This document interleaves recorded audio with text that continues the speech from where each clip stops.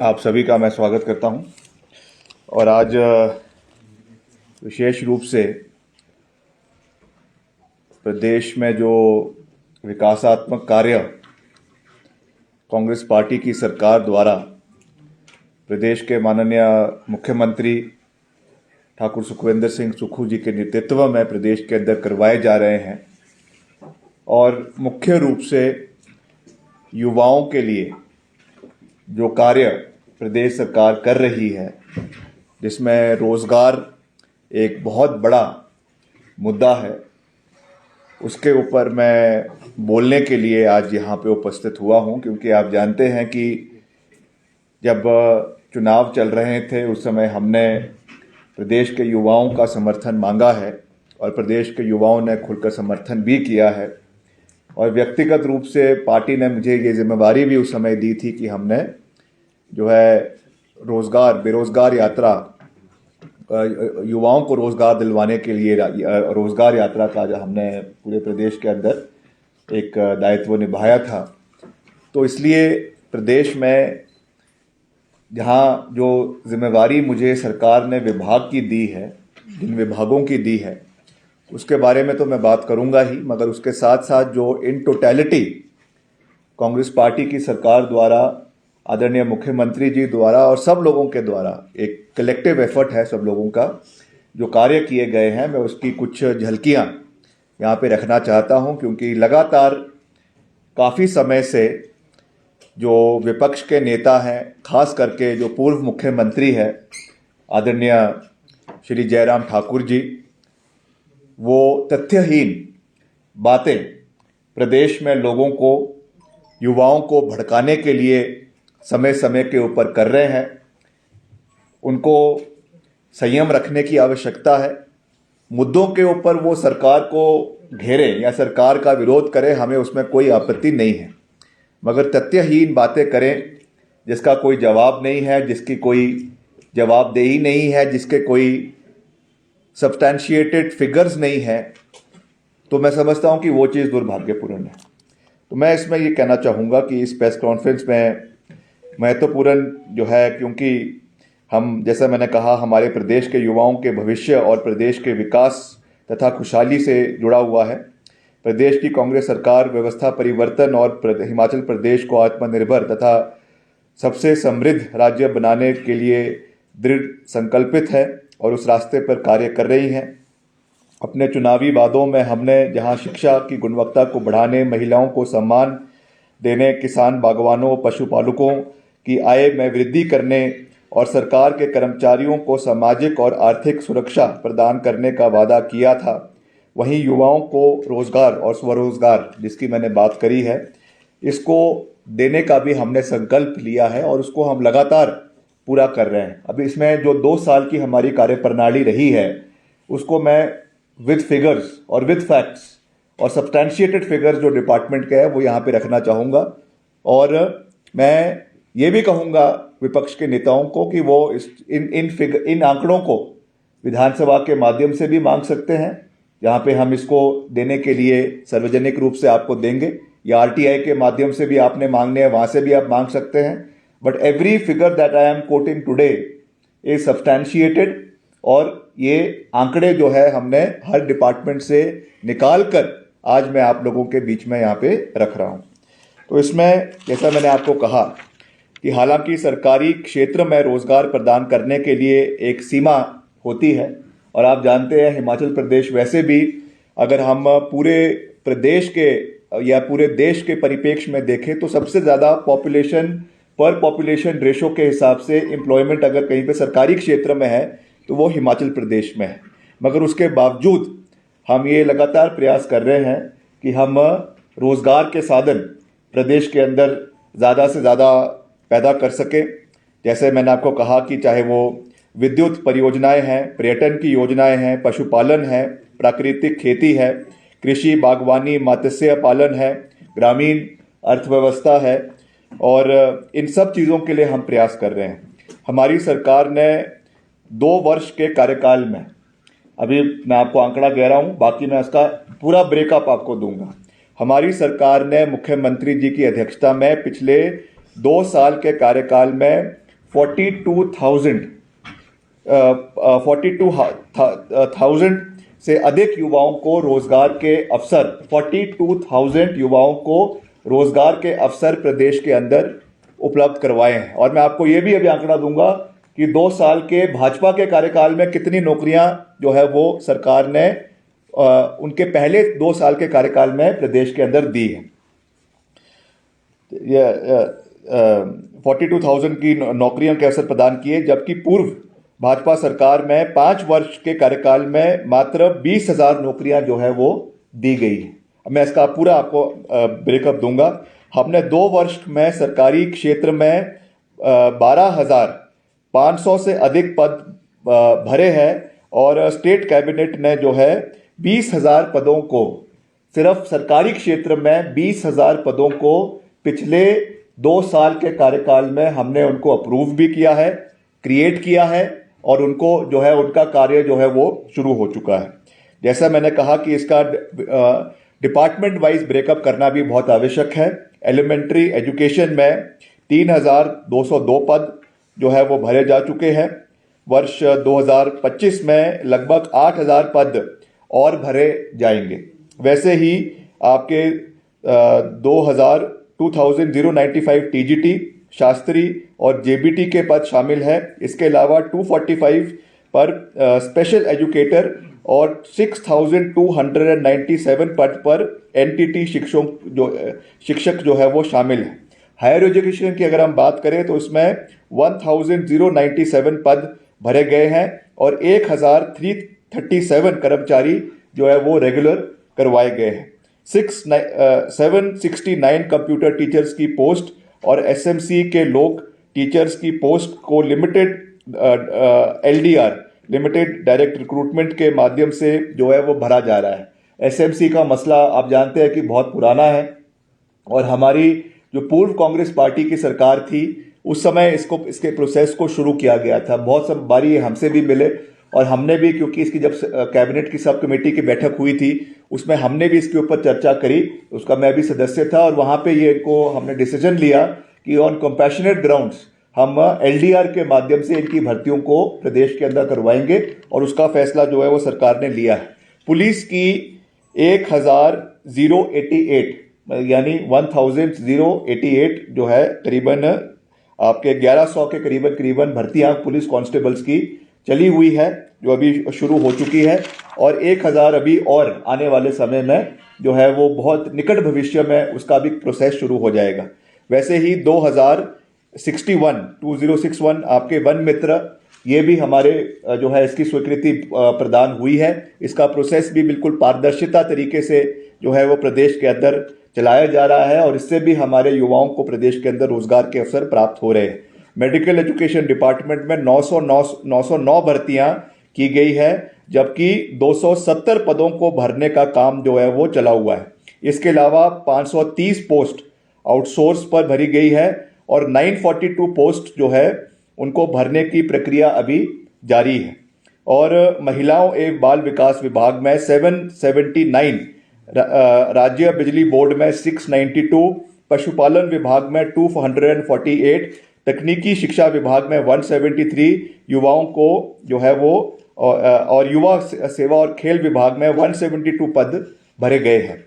और जो पिछली सरकार के पेंडिंग रिजल्ट्स थे, क्योंकि इस पे भी बहुत सी राजनीति हुई, बार बार बयान काउंटर बयान, चाहे वो पूर्व मुख्यमंत्री की ओर से आए चाहे वो भाजपा के प्रदेश अध्यक्ष की ओर से आए कि हमने उनको शुरू नहीं किया है। उसके लिए अलग से जो है वो प्रोसेस चलाया गया और विभिन्न विभागों में जो भर्तियां पिछली सरकार के घोटाले के कारण लटकी पड़ी थी उनमें जांच करके 2,273 यानी 2,273 पोस्ट्स को क्लियर करके जो है उनको उसकी रिक्रूटमेंट का प्रोसेस जो है वो शुरू करवा दिया गया है। और इसके अलावा सरकारी क्षेत्र में विभिन्न श्रेणियों में 25,000 नए पद भरने की जो प्रक्रिया है उसको आने वाले समय में बहुत जल्द उसको भी शुरू करवा दिया जाएगा और जो बेरोजगार युवा है उनको रोजगार के इसमें नए मौके आने वाले समय में प्राप्त होंगे। और प्राइवेट क्षेत्र में, प्राइवेट सेक्टर की अगर हम बात करें तो इसमें भी 25,000 जो है 516 भर्तियां जो है वो करवाई गई है। हमने जो भी भर्तियां की है उसकी जानकारी, जैसा मैंने आपको कहा, हम विधानसभा के सभा पटल पर भी आपको देने के लिए विपक्ष को पूरी तरीके से, जिम्मेवार तरीके से मैं इस बात को कह रहा हूं कि हम देंगे, या और भी अगर किसी भी तरीके से किसी भी प्लेटफॉर्म से वो मांगना चाहते हैं वो फ्री है। हम उसको ये आंकड़ा पूरी विद डॉक्यूमेंट्स जो है वो विपक्ष को देने के लिए तैयार है। और आप जानते हैं कि पिछली हिमाचल प्रदेश सरकार के ऊपर 75,000 करोड़ का ऋण जयराम जी की सरकार छोड़कर गई है।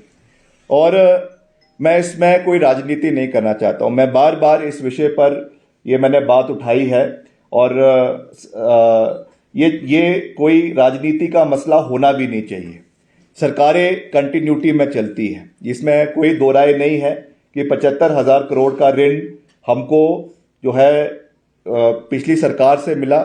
हमारी सरकार के 2 साल के कार्यकाल में भी हमने करीबन 30,000 करोड़ रुपए का ऋण लिया है। मगर उसमें सबसे महत्वपूर्ण बात क्या है? सबसे महत्वपूर्ण बात यह है कि हमने जो हमारी कमिटेड रिस्पॉन्सिबिलिटीज़ हैं, चाहे हमारे पेंशन है, हमारा सैलरी है, हमारा लोन है, लोन का जो इंटरेस्ट है, उसकी अदायगी में जो है अधिकतर पैसा सरकारी कोष का खर्च हुआ है। इसमें महत्वपूर्ण बात क्या है? महत्वपूर्ण बात यह है कि सरकार ने रिसोर्स मोबिलाइजेशन की ओर पहली बार ध्यान एकत्रित किया है। और जैसा मैंने आपको कहा कि ये कोई राजनीतिक मसला नहीं है, बार बार इसके ऊपर ध्यान हमको आकर्षित करने की आवश्यकता है कि how are we going to face the future generation in Himachal Pradesh. उसके लिए क्या सब्सटैंटिव स्टेप्स वर्तमान कांग्रेस पार्टी की सरकार ने लिए हैं, जिनका एक long term benefit Himachal Pradesh के युवाओं को मिलेगा। चाहे वो हमारी एक्साइज पॉलिसी है, चाहे वो हमारी माइनिंग पॉलिसी है, चाहे वो हमारी हाइड्रो इलेक्ट्रिसिटी पॉलिसी है, चाहे वो सोलर पॉलिसी है, चाहे वो आपके ग्रीन हाइड्रोजन की पॉलिसीज है प्रदेश में। आज उसमें नए कदम कांग्रेस पार्टी की सरकार ने, माननीय मुख्यमंत्री जी ने लिए हैं। और मैं इस चीज को कहने में भी गुरेज नहीं कर रहा हूं कि कुछ कड़वे कदम भी मुख्यमंत्री जी ने लिए हैं, जिसका हो सकता है कि आज इतना पॉपुलिस्ट स्टेप्स नहीं है, मगर आने वाले समय में फ्यूचर जनरेशन के लिए वो बहुत महत्वपूर्ण साबित होंगे, जिससे हमारे आय के साधन बढ़ेंगे, जिससे प्रदेश आत्मनिर्भरता की ओर बढ़ेगा। और खास रूप से हिमाचल प्रदेश के अंदर जो 2,000 करोड़ रुपए का इनकम हम इन स्टेप्स की वजह से हमने जो पिछले 2 साल के अंदर ली है, जो हमने सरकारी कोष को हम बढ़ाने में जो सफल हुए हैं, इसको और मजबूती से आने वाले समय में जो है हमको उसके ऊपर कार्य करने की आवश्यकता है। और इसके साथ साथ प्रदेश में जो हमारा औद्योगिक विकास है, क्योंकि इंडस्ट्रियल डेवलपमेंट आप जानते हैं एक बहुत लिमिटेड एरिया के अंदर होता है, लिमिटेड एरियाज है, चाहे वो बद्दी है, चाहे वो आपका कालाम का इलाका है या आपके पोंटा साहब का इलाका है।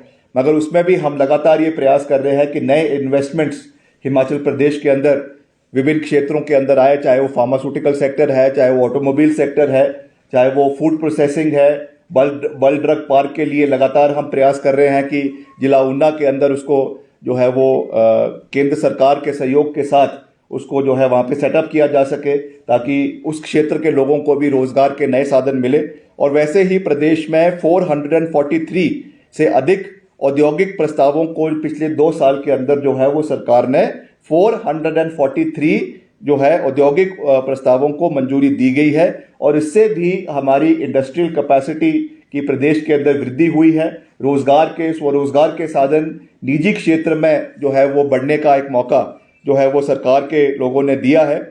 और उसके साथ साथ जो राजीव गांधी स्टार्टअप योजना है, ये भी बहुत महत्वपूर्ण है, जिसके लिए 680 करोड़ रुपए का बजट रखा गया है। और इसमें भी खास रूप से युवाओं को जो इसमें सेल्फ एम्प्लॉयमेंट के, और उसके साथ साथ जो इसमें सब्सिडी दी जाती है, जिसमें गाड़ियां ली जा रही है, और शॉर्ट तरीके से उनको पब्लिक सेक्टर में अलग अलग डिपार्टमेंट्स में उन गाड़ियों को जो है वो लेने का भी प्रावधान किया गया है कि एक ओर से आपको कैपिटल सब्सिडी पे गाड़ी मिल रही है, और दूसरी ओर से उनको डिपार्टमेंट्स में एक फिक्स्ड इनकम में 50,000 मंथली है, कईयों में 65,000 है, इस तरीके से उनको रखा जा रहा है, जिससे रोज़गार हमारे युवाओं को इसमें जो है वो मिल रहा है।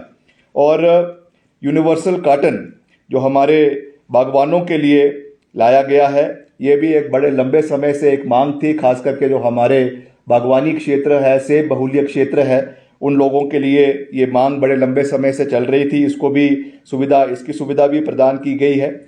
और जो आपकी मार्केट इंटरवेंशन स्कीम है, यानी मंडी मध्यस्थता योजना, जिसमें पहले केवल सेब था, इसमें इसको सेब से बढ़ाकर आम, किन्नू, माल्टा, संतरा, गलगल, नींबू को भी जो है वो समर्थन मूल्य दिया गया है और इसकी ऐतिहासिक वृद्धि भी जो है वो की गई है। और पिछला जो आउटस्टैंडिंग अमाउंट था, अदायगी जिसको कहते हैं, पिछली सरकार के लंबित 90 करोड़ रुपए सहित सेब उत्पादकों के सभी देनदारियों के भुगतान के लिए 153 करोड़ रुपए जो है वो आपके हॉर्टिकल्चर सेक्शन विभाग द्वारा जो है वो जारी किए गए हैं। ये भी एक बहुत महत्वपूर्ण कदम है।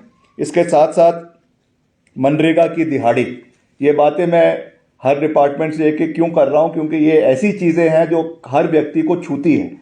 और मनरेगा की दिहाड़ी जो आपकी पहले 60 रुपये जो मनरेगा की दिहाड़ी 60 रुपये की ऐतिहासिक वृद्धि करके इसको 240 रुपये से 300 रुपये जो है वो सरकार के माध्यम से किया गया है। और ख़ास करके आपको ध्यान होगा, जब आपदा का दौर था, क्योंकि जो पीडब्ल्यूडी की सड़कें हैं वो तो हमने डिपार्टमेंट के माध्यम से खोलने का कार्य किया, मगर उसके साथ साथ जितनी आपकी पंचायतों की सड़कें हैं जो बंद हो गई थी, जिनमें जेसीबी कई जगहों पे नहीं लग सकती थी, वहाँ पर उन सड़कों को खोलने का कार्य मनरेगा के माध्यम से, पंचायतों के माध्यम से इसको करवाया गया। और इसकी जो कैपेसिटी है उसको 1 लाख रुपए तक बढ़ाया गया। ये भी मैं समझता हूँ कि एक ऐतिहासिक कदम सरकार की ओर से लिया गया, जिससे ग्रामीण अर्थव्यवस्था को जो है वो मजबूत किया जा रहा है। और इसके साथ साथ जो एक बहुत महत्वपूर्ण हमारा प्रोजेक्ट है सेल्फ एम्प्लॉयमेंट के लिए, जो मिल्क प्रिक्योरमेंट है, पहली बार हिमाचल के इतिहास में दूध को भी एमएसपी के दायरे में लाकर जो है भैंस के दूध को 47 रुपये से बढ़ाकर 55 रुपये और आपके गाय के दूध को 32 रुपये से बढ़ाकर 45 रुपये किया गया है। और इसकी प्रिक्योरमेंट ऑल टाइम हाई करवाई जा रही है। और इसके साथ जिला कांगड़ा के अंदर जो हमारा हिमाचल का बहुत महत्वपूर्ण इलाका है, वहाँ पर 1.5 लाख से 3 लाख लीटर प्रतिदिन की क्षमता का ऑटोमेटिक मिल्क प्रोसेसिंग प्लांट जो है वो कांगड़ा के अंदर उसका अभी शिलान्यास किया गया है। उसके लिए बजट का प्रोविज़न सरकार द्वारा किया गया है और आगामी आने वाले समय में जो है उसका फ़ायदा वहाँ के लोगों को मिलेगा। इसका भी मैं आपको ये कहना चाहता हूँ। बाकी जैसा मैंने आपको कहा था कि भाजपा की पूरे 2018 के से लेकर 2022 का जो कार्यकाल रहा, उसमें अगर हम सरकारी क्षेत्र के आंकड़ों की बात करें तो उसमें आपकी 5 साल में भाजपा सरकार में नंबर ऑफ पोस्ट जो अप्रूव हुई है वो है 14,256 और number of post approve for filling up जो है 41,175। कुल मिला के जो ग्रैंड टोटल है 5 साल का सरकारी क्षेत्र में भाजपा की सरकार का, वो है 55,431। और हमारे 2 साल के कार्यकाल में जो हमारा number of post approved for creation है 2,939 और number of post of filling up post जो है, number of post approved for filling up, ये है 17,315। यानी कुल आंकड़ा है 20,254। यानी इनके 55,000 करीबन 5 साल में और हमारा कांग्रेस पार्टी का 2 साल के कार्यकाल में करीबन 20,000 नौकरियां हमने सरकारी क्षेत्र के अंदर जो है वो स्वीकृत करके दी है। तो ये बातें मैं आज आपको इसलिए यहाँ पे कर रहा हूँ कि हमको कोई कंपटीशन नहीं है कि उन्होंने कितना किया और हमने कितना किया। मगर ये आज कहना इसलिए महत्वपूर्ण हो जाता है क्योंकि विपक्ष आज मुद्दाहीन है। पिछले कल आदरणीय पूर्व मुख्यमंत्री ठाकुर जयराम जी दिल्ली गए, आदरणीय गृह मंत्री अमित शाह जी से मिले और विपक्ष के जो है नेताओं से मिले या केंद्रीय मंत्रियों से मिले। हम उनसे ये जानना चाहेंगे और ये सीधा आरोप उनके ऊपर है कि वो हिमाचल के जो सहयोग केंद्र से हिमाचल को मिल रहा है उसको रुकाने का लगातार प्रयास जो है वो केंद्र से कर रहे हैं। लगातार आपको दुख है हमें ये कहते हुए कि हम एक फेडरल स्ट्रक्चर में रहते हैं, हम एक ऐसे राज्य में रहते हैं, एक ऐसे प्रांत में रहते हैं जिसका गठन हमारी तत्कालीन प्रधानमंत्री स्वर्गीय इंदिरा गांधी जी की वजह से हिमाचल प्रदेश अस्तित्व में आया था। और जब हिमाचल प्रदेश अस्तित्व में आया था, ये एक फैक्ट है कि हिमाचल प्रदेश इकोनॉमिकली वाइबल राज्य नहीं था। हिमाचल प्रदेश एक विपरीत परिस्थितियों में हिमाचल प्रदेश को राज्य का पूर्ण राजस्व का जो है वो स्टेटस मिला। हिमाचल प्रदेश में फॉरेस्ट कवर बहुत ज़्यादा है, हिमाचल प्रदेश में फॉरेस्ट लैंड बहुत ज़्यादा है, हिमाचल में बहुत कम इंडस्ट्रीज़ हैं। इसलिए हर मौके पर, हर मोड़ पर, हर दशक में जगह जगह पे प्रदेश को केंद्र सरकार का सहयोग चाहिए होता है। आज जिस तरीके से हर फंडिंग में केंद्र सरकार द्वारा हिमाचल के आवाज़ को दबाया जा रहा है, पर्टिकुलरली हम बार बार इस बात को कहते हैं, मुख्यमंत्री जी बार बार इस बात को कहते हैं कि जो हमारा रेवेन्यू डेफिसिट ग्रांट है, जो करीबन एक समय में 13,000 करोड़ रुपए हिमाचल प्रदेश को सालाना मिलता था, वो मात्र इस वित्तीय वर्ष में 2024-25 में मात्र 3,000 करोड़ रुपए जो है वो रह जाएगा। क्या मैं ये जानना चाहूँगा, क्या इस विषय को आदरणीय जयराम ठाकुर जी ने या आदरणीय जो उनके भाजपा के अध्यक्ष हैं, क्या इन्होंने इस विषय को इन ब्लैक एंड वाइट केंद्र सरकार से उठाया है या नहीं उठाया है? राजनीति केवल जो है मुद्दों की नहीं होनी, केवल जो है politics for the sake of politics नहीं होनी चाहिए। हमें कुछ मुद्दे ऐसे होते हैं जिसमें हिमाचल के हितों को हमें सर्वश्रेष्ठ रखना है। राजनीति अपनी जगह है, विरोध अपनी जगह है, मगर जब प्रदेश के हितों की बात आती है तब हमें यह दर्शाने की आवश्यकता होती है कि हमें मिलकर हिमाचल के हितों को केंद्र के समक्ष रखना है। मैं उनसे यह जानना चाहूँगा कि उन्होंने क्या इस विषय पर आज तक हिमाचल के विषयों को वहाँ पे उठाया है? उल्टा जैसा मैंने आपको कहा कि वहाँ से कैसे केंद्र से हिमाचल के सहयोगों को काटा जाए, इस चीज़ पे बात रखी जा रही है।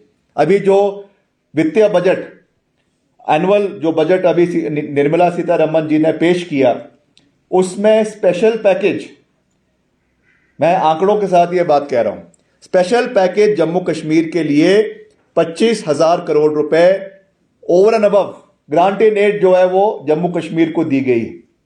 हिमाचल के अंदर तबाही हुई, हिमाचल के अंदर जो है आपका PDNA post disaster need assessment का जो केंद्र सरकार की एजेंसीज ही यहां पर आई और उन्होंने यहां पे असेसमेंट किया कि करीबन 9,000 करोड़ रुपए का नुकसान हिमाचल प्रदेश के अंदर हुआ है। आज तक उसका 1 रुपया हिमाचल प्रदेश को नहीं मिला।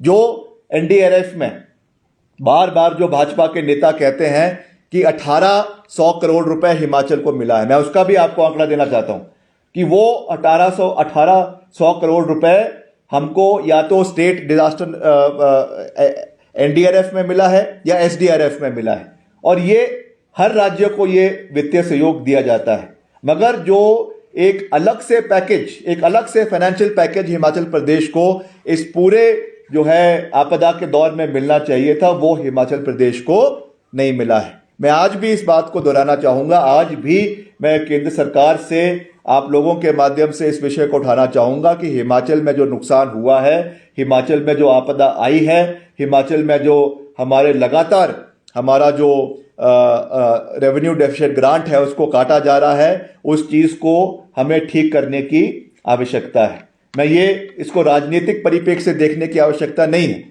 सरकारें आती जाती रहती है, हो सकता है कल को कोई और सरकार आएगी, परसों कोई और सरकार आएगी, मगर हमें हिमाचल के भविष्य की चिंता करनी है। क्या हमें एक ऐसा हिमाचल चाहिए जहां पर हम हर 2 दिन बाद केंद्र के पास सहयोग के लिए जा रहे हैं? क्या हम नहीं चाहते कि हम जो है वो आत्मनिर्भरता की ओर आगे बढ़े? क्या हम नहीं चाहते कि हम हिमाचल को इतना मजबूत बनाएं कि हमें हर चीज के लिए केंद्र सरकार के पास ना जाना पड़े? तो उसके लिए हिमाचल को जो मजबूत कदम कांग्रेस पार्टी की सरकार, मुख्यमंत्री जी की अध्यक्षता में जो लिए जा रहे हैं, उनको आने वाले समय में और मजबूती के साथ केंद्र का सहयोग उसमें मिले, इस दृष्टि से हमको कार्य करने की आवश्यकता है।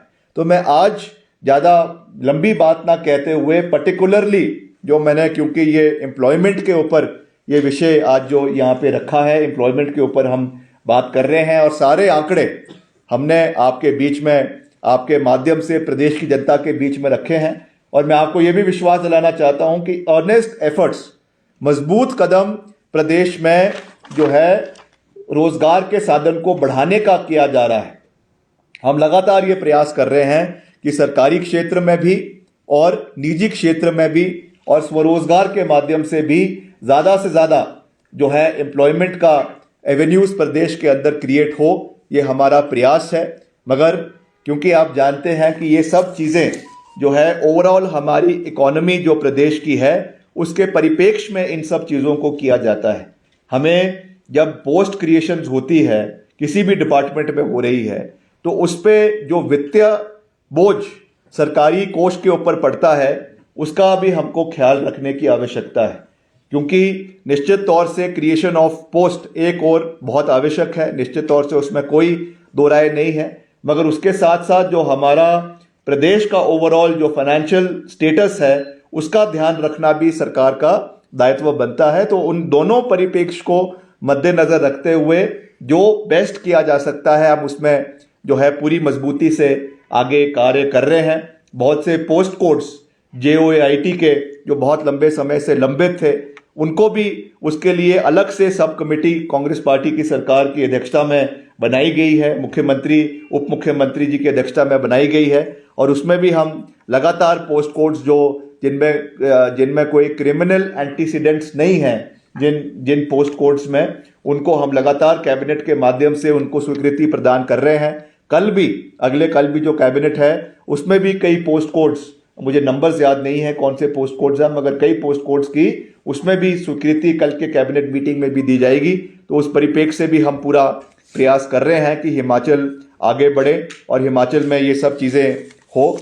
और अंत में जहाँ तक मेरा विभाग है, PWD है, उसमें अर्बन डेवलपमेंट है, उसमें भी मैं आपको ये विश्वास दिलाना चाहता हूँ, क्योंकि इंफ्रास्ट्रक्चर क्रिएशन प्रदेश के अंदर सबसे महत्वपूर्ण है। और उसके लिए लगातार जो है हमने एक पूरा जो है वो एक जो हम कार्य कर रहे हैं प्रदेश के अंदर, और इसमें चाहे हमारा CRIF है, यानी सेंट्रल रोड इंफ्रास्ट्रक्चर फंड है, उसके माध्यम से स्वीकृतियाँ प्रदेश को मिली है, जिसमें अभी हमारे 31 प्रोजेक्ट है जो 1330 करोड़ रुपए की लागत से, जिनके काम प्रदेश के अंदर कई पूरे हो चुके हैं, कई चले हुए हैं। और वैसे ही NABARD के माध्यम से जो हमारा ग्रामीण अर्थव्यवस्था के लिए सड़कों का निर्माण करवाता है, उसमें जो है करीबन 327 प्रोजेक्ट जो करीबन 22,000 करोड़ के प्रदेश के अंदर जो है, कई उसमें से कंप्लीट हो चुके हैं, कई चले हुए हैं। और अभी हाल ही में ही, अभी करीबन 4 दिन पहले ही 163 करोड़ की स्वीकृति अभी 4 दिन पहले ही हमको प्राप्त हुई है। उसमें भी करीबन 8 या 10 सड़कें हैं प्रदेश के अलग अलग जिलों की, उसकी भी हमने स्वीकृति डिपार्टमेंट द्वारा दे दी है। उनके टेंडर्स बहुत जल्दी लगवा दिए जाएंगे और उसका कार्य भी प्रदेश के अंदर शुरू करवा दिया जाएगा। और PMJSY 4, ये तो मैं बारी बारी कहता ही रहता हूँ, आज भी मौका मिला है तो उसके ऊपर बात करनी बहुत आवश्यक है, क्योंकि हिमाचल में मेन मोड ऑफ ट्रांसपोर्टेशन जो है वो सड़कें हैं। इसलिए ग्रामीण इलाकों में सड़कों की हालत को ठीक करने के लिए हम पूरे तरीके से प्रयास कर रहे हैं। PMJSY 4 का खाका लगभग पूरा तैयार हो चुका है। और मैंने आपको पहले ही ये खुशखबरी दी थी कि हिमाचल के विशेष निवेदन पर केंद्र सरकार ने और ख़ास करके जो हमारे ग्रामीण विकास मंत्री है आदरणीय शिवराज सिंह चौहान जी, हमने उनसे निवेदन किया था और हिमाचल के लिए, क्योंकि पहाड़ी राज्य के लिए विशेष रूप से ये छूट दी गई है कि जो भी हमारी PMJSY 1 की सड़कें जो कच्ची है उनको इसमें पक्का करवाया जाएगा। इससे हमको 800 किलोमीटर से करीबन 1200 किलोमीटर सड़कें हिमाचल में पक्का करने के लिए PMJSY से बजट मिलेगा, जो हिमाचल के लिए इस पर्टिकुलर जो हमारे फाइनेंशियल कॉन्टेक्स्ट में बहुत महत्वपूर्ण है। इसके लिए मैं केंद्र सरकार का धन्यवाद भी करना चाहूँगा, क्योंकि हर चीज़ में विरोध तो होना नहीं चाहिए। जहाँ पे अगर कुछ अच्छा कार्य हो रहा है, मैं तो कहता हूँ सही का समर्थन होना चाहिए, गलत का विरोध होना चाहिए। तो अगर किसी चीज़ में समर्थन मिल रहा है तो मैं सार्वजनिक रूप से उसका समर्थन भी कर रहा हूँ। मगर ये तो सेंट्रल स्पॉन्सर स्कीम्स है, मगर फिर भी हिमाचल का जो हक है उसके लिए हम लड़ते रहेंगे। CRF है, उसमें हम पूरा प्रयास कर रहे हैं। और अभी हाल ही में मैंने पिछले 2 दिन पहले ही मुख्यमंत्री जी से एक DO नोट उनसे निवेदन किया है आदरणीय गडकरी जी को लिखने के लिए। और हमारा शिमला से लेकर ढली तक का 4 लेन का कार्य पूरा हो चुका है। अब हमने केंद्र सरकार से ये निवेदन कर रहे हैं कि हमारा ढली से लेकर पहले चरण में रामपुर तक और आगे, क्योंकि ये बहुत महत्वपूर्ण है, आने वाले समय में किन्नौर जिला को इससे जोड़ा जाएगा, स्ट्रेटेजिक पॉइंट ऑफ व्यू से, डिफेंस पॉइंट ऑफ व्यू से बहुत महत्वपूर्ण है। इसको हम आने वाले समय में निवेदन कर रहे हैं कि इसको 4 लेन के अंतर्गत आपके रामपुर से, शिमला से रामपुर को लाया जाए। और इसमें अधिकतर, क्योंकि हमने आपदा से बहुत कुछ सीखा भी है, बहुत से 4 लेन में नुकसान हुआ है, इसलिए जो एग्जिस्टिंग रोड है उसके साथ साथ नई सड़क बनाने के बजाय मैक्सिमम टनल्स का उसमें हम स्कोप रखेंगे, ताकि कम से कम पर्यावरण का नुकसान हो, कम से कम फॉरेस्ट का नुकसान हो, उस चीज़ को भी ध्यान रखा जाएगा। उसका एक जो है प्रपोजल आदरणीय मुख्यमंत्री जी की ओर से अगले कुछ दिन के अंदर केंद्रीय मंत्री जी को भेज दिया जाएगा। और मैं खुद कुछ दिन बाद दिल्ली हम जाएंगे, मैं आदरणीय नितिन गडकरी जी से मिलूंगा और प्राथमिकता पे इसका सैंक्शनिंग NHAI के माध्यम से करवाने के लिए हम निवेदन करेंगे। ये हमारी इस इलाके के लिए एक बहुत महत्वपूर्ण प्रयास कांग्रेस पार्टी की सरकार का है, जिसको हम करने का प्रयास करेंगे। दूसरा, मैं बारी बारी कह चुका हूं, मगर अंत में फिर से उस बात को रिपीट कर रहा हूं कि हमारा जो भूभुजो टनल है ये भी बहुत महत्वपूर्ण है, जो हमारा जिला कांगड़ा को जिला कुल्लू से जोड़ने के लिए एक बहुत ही कम समय में जो है करीबन 40 किलोमीटर का फासला कम कर वहाँ से जो है कनेक्टिविटी प्रोवाइड करवाएंगे। इसके लिए भी जो है हमने प्रपोजल भेजा है, डिफेंस मिनिस्ट्री से इसकी इन प्रिंसिपल अप्रूवल मिल चुकी है और बहुत जल्द इसकी स्वीकृति हमें केंद्र सरकार से मिलेगी। इसको भी हम लगातार पुश कर रहे हैं। और तीसरा जो स्ट्रेटेजिकली बहुत इंपॉर्टेंट है, हमारा जलोड़ी जो टनल, इसका भी मैंने पीछे आपसे शेयर किया था कि इसका जो है टनल का अलाइनमेंट की इन प्रिंसिपल अप्रूवल ये मॉर्थ से जो ministry of road surface and transport है, इन प्रिंसिपल अलाइनमेंट की प्रपोजल वहां से इसकी हो चुकी है। इसकी बैठक हुई थी पीछे, कुछ इसकी अलाइनमेंट्स बदली गई थी क्योंकि वहां के कुछ लोगों का उसमें ऑब्जेक्शंस थी, उसकी वजह से सोजा इलाका है, सोजा गांव है, वहां के लोगों की कुछ ऑब्जेक्शन थी, जिसकी वजह से अलाइनमेंट बदली है। और अगले 3 महीने के अंदर, 3 नहीं 2 महीने के अंदर, मार्च के एंड में या अप्रैल में जो है इसकी DPR बनकर तैयार हो जाएगी और आने वाले समय में इसका जो है टेंडरिंग प्रोसेस आपके जलोड़ी जो टनल का शुरू कर दिया जाएगा। ये स्ट्रेटेजिकली भी और टूरिज्म पॉइंट ऑफ व्यू से भी ये बहुत महत्वपूर्ण है, जो इस पूरे इलाके को, चाहे हमारा सतलुज वैली है, चाहे हमारा तीर्थन घाटी है, चाहे हमारा जो है ये GB का इलाका है, बंजार का इलाका है, उस इलाके को मजबूत करने के लिए एक बहुत महत्वपूर्ण मेगा प्रोजेक्ट होगा, जिसका फ़ायदा आने वाले समय में उस क्षेत्र के लोगों को मिलेगा। तो मैं आज यही निवेदन प्रदेश के युवाओं से करना चाहता हूं कि आज ये मेन प्रेस कॉन्फ्रेंस का जो मुख्य एजेंडा था वो प्रदेश के युवाओं को संबोधित करना है। हम जानते हैं कि आपने बहुत महत्वाकांक्षाओं के साथ कांग्रेस पार्टी की सरकार को चुना है और मैं आपको ये विश्वास दिलाना चाहता हूं सरकार की ओर से कि विपरीत परिस्थितियों में भी जो हमने आपको आंकड़े रोजगार के आज यहाँ पे रखे हैं, इनको हम और नई ऊंचाइयों पर आने वाले समय में ले जाने का पूरा प्रयास करेंगे, चाहे वो सरकारी क्षेत्र में है, चाहे वो आउटसोर्स के माध्यम से है, चाहे वो कॉन्ट्रैक्चुअल एम्प्लॉइज के माध्यम से है, चाहे वो निजी क्षेत्र में स्वरोजगार के साधन प्रदेश के अंदर पैदा करना है। हर दृष्टि से हम रोजगार के नए साधन हिमाचल में जो है वो प्राप्त करने का पूरा प्रयास आने वाले समय में करेंगे। इसका मैं आपको पूर्ण रूप से विश्वास दिलाना चाहता हूँ। इन्हीं शब्दों के साथ मैं आपका बहुत बहुत धन्यवाद करता हूँ। आप कोई सवाल पूछना चाहते हैं तो पूछ सकते हैं।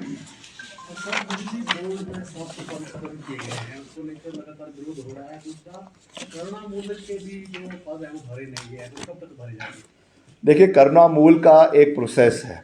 करुणा मूल का एक उनका जो रिक्रूटमेंट है, उसके लिए एक कमेटी जो है वो कैबिनेट की सब कमेटी बनाई गई है और लगातार वहाँ पे जो केसेस है उनको ईयर वाइज, क्योंकि जब से जो एम्प्लॉई है जब से वो डिसीज़ होते हैं उससे लगातार उस चीज़ को, उसके बाद उसका प्रोसेस ईयर वाइज उसको मेरिट के ऊपर देखा जाता है।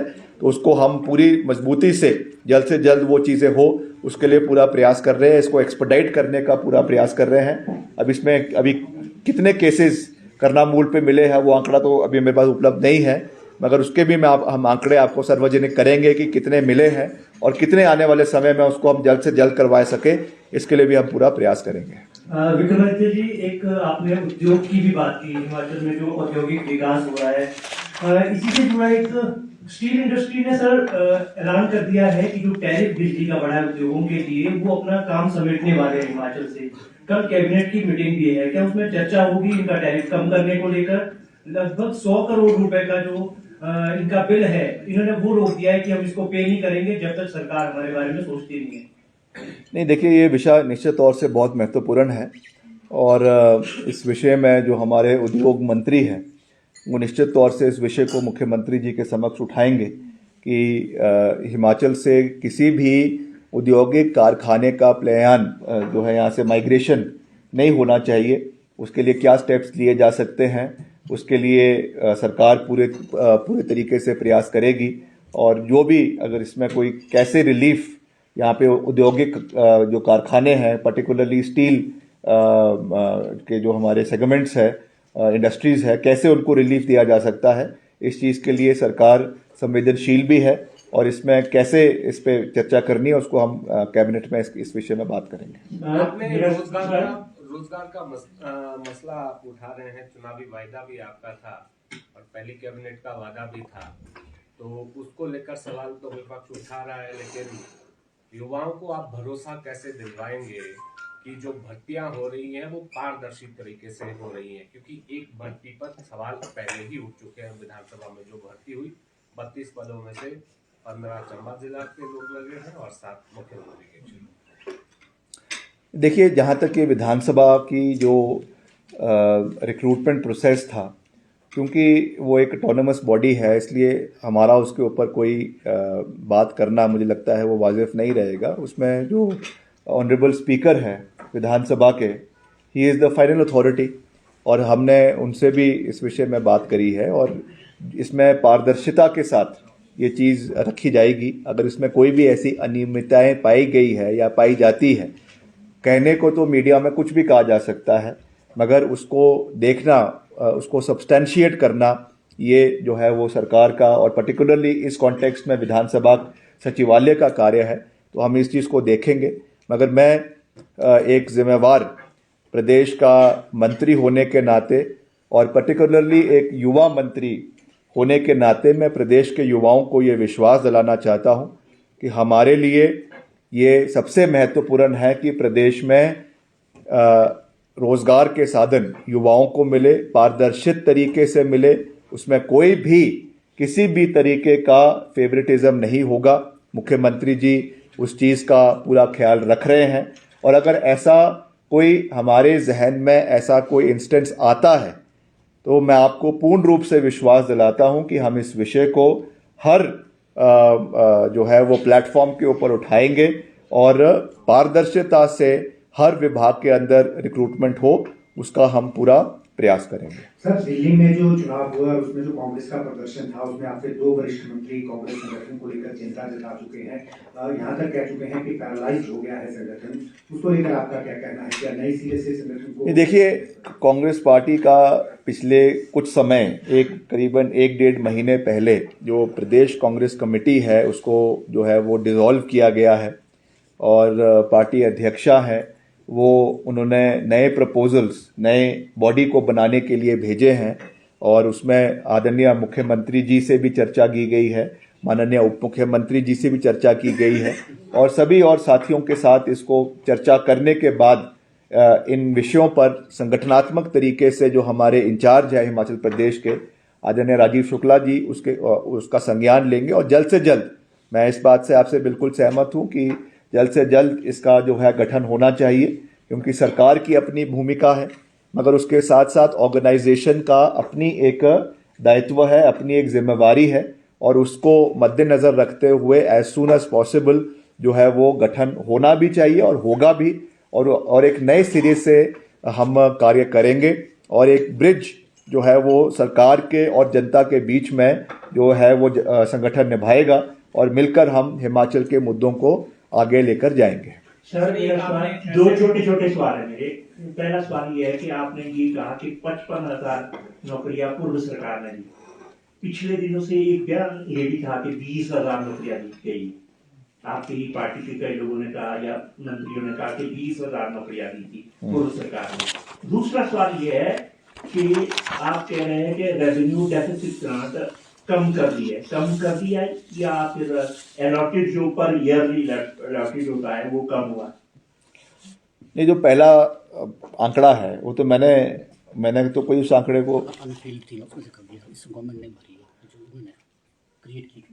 ये कई इसमें से जो है वो अनफिल्ड पोस्ट थी जिसको हमने क्रिएट किया है, ऐसा ही है उसको हमने भरा है तो उसकी वजह से ये आंकड़ा बढ़ा, उसकी वजह से ये आंकड़ा जो है ये बड़ा है। तो जो पहले वाला आंकड़ा वही है मगर इसको जो है क्योंकि हमने उसको क्रिएट किया है और उसको भरने का प्रोसेस शुरू किया है उसकी वजह से ये बड़ा है। बाकी जहाँ तक रेवेन्यू डेफिसिट ग्रांट की बात है, ये आप जानते हैं कि जो फाइनेंस कमीशन हैं जो भी बैठते हैं अलग अलग फाइनेंस कमीशन उनकी रिकमेंडेशन पे ये जो है पैसा प्रदेश को अलग अलग राज्यों को दिया जाता है मगर जो रेवेन्यू डेफिसिट ग्रांट्स है ये पर्टिकुलरली जो पहाड़ी राज्य है जो हमारे डिफ़िकल्ट टेरेन के राज्य हैं, चाहे वो हिमाचल है, चाहे वो जम्मू कश्मीर है, चाहे वो उत्तराखंड है, चाहे नॉर्थ ईस्ट के राज्य हैं, वहाँ पर ये ग्रांट्स पर्टिकुलरली दी जाती है। और हिमाचल में जो पिछला 14वां वित्तीय हमारा फाइनेंस कमीशन था उनके रिकमेंडेशंस पे इसको ग्रेजुअली हर साल टेपर ऑफ किया गया है। जो पहली साल था उसमें करीबन 13,000 करोड़ रुपए हिमाचल को मिला था और जैसा मैंने कहा कि जो ये वाला वित्तीय वर्ष है 25-26 का, इसमें ये आरडीजी मात्र 3,000 रुपए से लेकर 3,200 रुपए के 3,200 करोड़ के बीच में जो है वो रह जाएगी। एक सर एसएमसी की आपने जिक्र किया एलडीआर के माध्यम से, तो एसएमसी अध्यापक कह रहे हैं कि उनका अभी तक कोई भर्ती हुई नहीं है, साल हो गया कैबिनेट से मंजूरी को दिए और 21 फरवरी से वो स्ट्राइक पर बैठने वाले हैं। नहीं, देखिए इसका इन प्रिंसिपल अब क्योंकि ये मेरे विभाग से संबंधित नहीं है मगर फिर भी क्योंकि मैं एक जिम्मेवार तरीके से हमने ये बात रखी है और मैं उस कैबिनेट सब कमेटी का सदस्य रहा हूँ तो मैं इस पूरे विषय पे आपको ये विश्वास दिलाना चाहता हूँ, एसएमसी अध्यापकों को ये विश्वास दिलाना चाहता हूँ कि इस प्रोसेस को हम जल्द से जल्द शुरू करवाएंगे और जितने भी इसमें एलडीआर के माध्यम से जो पोस्ट्स भरी जानी है एसएमसी अध्यापकों की उनको जल्द से जल्द भरा जाएगा। जी, कुछ दिन पहले आपने यूपीएस को लेकर स्टेटमेंट दी थी, so what I want to know basically that was your personal opinion और the government is also thinking on this lines? नहीं, मेरा कोई पर्सनल ओपिनियन नहीं है। हमने केवल ये कहा है कि जब ओपीएस को लागू किया गया था उस समय यूपीएस का ऑप्शन नहीं था। ओपीएस कांग्रेस पार्टी की पोल कमिटमेंट थी और उसको कांग्रेस पार्टी की सरकार बनते ही आदरणीय मुख्यमंत्री जी ने लागू किया है और हम ओपीएस के साथ खड़े हैं। मगर अभी यूपीएस का नया ऑप्शन जो है वो केंद्र सरकार ने दिया है, तो उसका केवल ये कहा है कि उसके जो प्रोज एंड कॉन्स है उसको कैबिनेट में उसके ऊपर चर्चा की जाएगी। As a lone minister I don't have the right to implement it or to discard it. It is the prerogative of the cabinet to take a decision and to मगर उसमें सबसे महत्वपूर्ण बात यह है कि हमें प्रदेश के कर्मचारियों के हितों को साधना है। इसलिए जो भी रिकमेंडेशंस प्रदेश के कर्मचारियों की आती है, जो मुख्यमंत्री जी के पास आएगी, कैबिनेट में आएगी, उस चीज़ को मद्देनज़र रखते हुए हम आगे बढ़ेंगे। एक और सवाल था जी, आपने स्टार्टिंग में कहा था कि आपने 42,000 रोजगार के अपॉर्चुनिटीज दी हैं जी। But towards the end of the press conference आपने कहा कि पिछले 2 साल में 20,000 नौकरियां दी हैं, तो डिड आई मिस समथिंग या अभी बीच में कुछ गैप है इसमें? नहीं, मैंने भाजपा के बारे में कहा। स्टार्टिंग में आपने कहा कि 42,000 नौकरियां नहीं, 42,000 जो है वो पूरा मिलाकर है अपॉर्चुनिटीज, जिसमें सरकारी क्षेत्र भी है और प्राइवेट सेक्टर भी है, सेल्फ एम्प्लॉयमेंट के सेक्टर्स भी है। और 20,000 जो है वो केवल पोस्ट है, जो सैंक्शन पोस्ट है, जो डिपार्टमेंट की पोस्ट है, गवर्नमेंट की पोस्ट है, जो हमने सैंक्शन भी करी है और जिनकी फिलिंग अप का प्रोसेस जो है वो डिपार्टमेंट वाइज शुरू हो गया है। जी, सॉरी।